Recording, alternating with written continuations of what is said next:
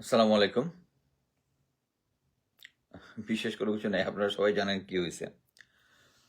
তো আমার কাছে একটা জিনিস মনে হয় যে বর্তমানে আমাদের যে জেনারেশন, এই জেনারেশনটাই তো মেইনলি নির্বাচন, প্রশাসন, আইন শৃঙ্খলা বাহিনী এগুলোর শীর্ষ নেতৃত্বে আছে। সো আমার ধারণা হয় যে অ্যাকচুয়ালি আমাদের প্যারেন্টসরা, মানে আমাদের এই জেনারেশনের প্যারেন্টসরা অ্যাকচুয়ালি আমাদেরকে সততা কি জিনিস এটা আমাদের আমাদের ভিতরে অ্যাকচুয়ালি প্রবেশ করাতে পারে নাই। অ্যাকচুয়ালি যে ভোট যেটা হয়েছে, শেখ হাসিনার 3টা ভোট থেকে পার্থক্য হচ্ছে যে এটার মধ্যে গ্রাউন্ডে লোকজন ভোট দিতে পেরেছে রিজনেবলি ওয়েল, কিন্তু ভোটের রাতের বেলা যেটা হয়েছে, দিনের বেলা লোকজন ভোট দিতে পেরেছে, রাতের বেলা যে ইঞ্জিনিয়ারিং যেটা হয়েছে, ম্যানিপুলেশন, সেটা আপনাদের সবারই বোঝার কথা যারা ফলো করছেন। এখানে আমরা অনেকগুলো পেয়েছি যে রেজাল্ট শিট, যেটার মধ্যে ওভার রাইটিং করা, একবার এক এক মিডিয়াতে নির্বাচিতকে অনির্বাচিত বলা, নির্বাচিতকে নির্বাচিত করা, ব্লা ব্লা ব্লা ব্লা ব্লা। অ্যাকচুয়ালি এটার জন্য আপনাকে কোনো রকেট সায়েন্টিস্ট হইতে হবে না।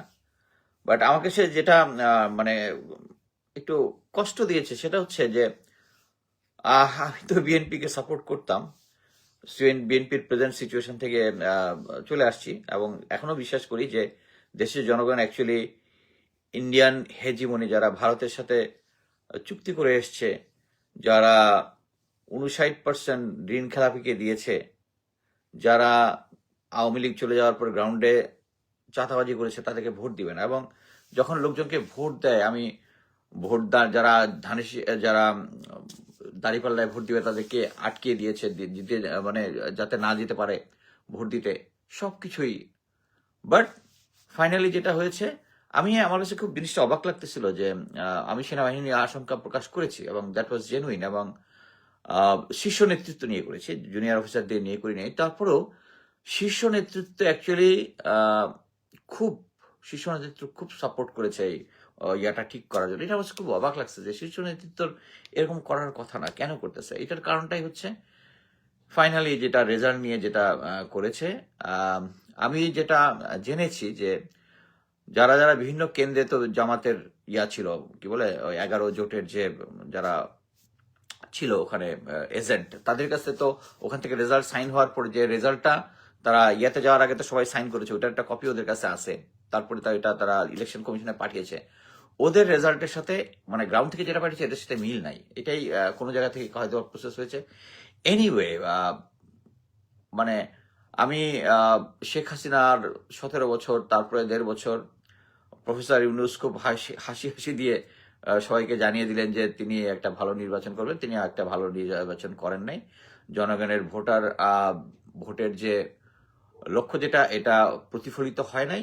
এনিওয়ে, বাট আমার কাছে যেটা মনে হয়েছে যে আমি অ্যাকচুয়ালি ওই শেখ 2018 থেকে মানে ফ্যামিলিকে টাইম না দিয়ে, নিজের ব্যক্তিগত জিনিস না দেখে আমি ঘরের খায় বনের মোষ তাড়াচ্ছিলাম। তো আমি ফাইনালি আজকে কনফার্ম হয়েছে, এই ঘরের খায় বনের মোষ তাড়ানো অ্যাকচুয়ালি যদি হইতো যে বাংলাদেশের কিছু একটা লাভ হবে, কোনো লাভ হবে না। আমি যেটা বলতেছি যে আমরা যখন শীর্ষ নেতৃত্ব দেশে যারা আছে, এটা আমার জেনারেশন, এই আমার জেনারেশন যখন এই তারা অনেস্ট হতে পারবে না, এবং তারা অনেস্ট হতে পারবে না, এটা নাম্বার অফ টাইম প্রুভেন, আর এটা সম্ভব না বাংলাদেশে। আর সহি নির্বাচন হবে না, সহি নির্বাচন আর হওয়ার কোনো সম্ভাবনা দেখি না। ওই যেটা কোনো এক মনীষী বলেছিল যে আমাদের দেশের জনগণ যেরকম, তাদের নেতৃত্ব তেরকম। সো আমাদের জনগণ যেরকম, নেতৃত্ব আসছে তারেক জিয়ার মতো একজন, যিনি আমি তার নামে একটা লেখাও লিখেছি যে তাকে অ্যাকচুয়ালি বিএনপি প্রিপেয়ার করে নাই লিডারশিপের জন্য। বাট এই সিচুয়েশনে অ্যাকচুয়ালি জামাত কি করবে, করুক। বাট আমি যেটা মনে করি যে এইখানে মানে এফোর্ট দেওয়া, আমি আজীবন যেটা রাইট সেটাই করার চেষ্টা করেছি, আজীবন করে যাব। বাট বাংলাদেশের কেউ বাংলাদেশের রাজনীতি কেউ ঠিক করতে পারবে না, বাংলাদেশের একটা সহি নির্বাচন কেউ ঠিক করতে পারবে না। ওই ভারতীয় দালাল যারা ছিল, যাদেরকে সার্জিস হাসান ওই সময় সরায় নাই, ওরাই আছে, ওরাই নিয়ন্ত্রণ করতেছে। এখন ভারত আপনাদেরকে নাকে দড়ি দিয়ে ঘোরাবে। মানে আমার কাছে ইচ্ছা হয় মাঝে মাঝে যে ফরগেট, যে আমি বাংলাদেশের নাগরিক, let's remain with the America, আডিওস। আমি আর বাংলাদেশের পলিটিক্সের মধ্যে নাই। আল্লাহ হাফেজ।